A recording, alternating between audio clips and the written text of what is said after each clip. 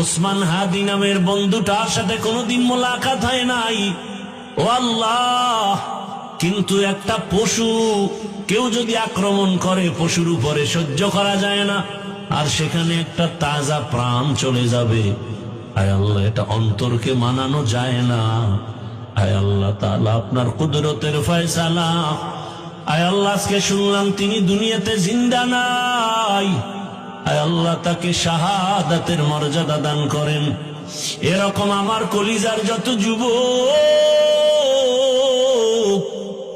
তাদের নিরাপত্তার জন্য আপনি কুদরতের দরজা খুলে দেন রে আল্লাহ। আমার যুবকদেরকে দিনের খাদেম বানায় দেন। আয় আল্লাহ, প্রত্যেকটা যুবকের দেশের জন্য আপনি ঢাল বানায় দেন।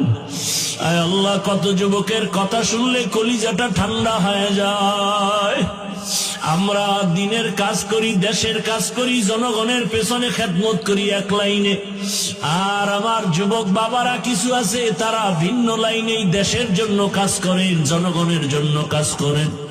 আয় আল্লাহ, দেশের দরদি, জনগণের দরদি, দ্বীনের দরদি যারা, কুদরতে তারা তাদের হেফাজত করেন। আল্লাহ, আপনি ছাড়া আমাদের আপন কেউ নাই,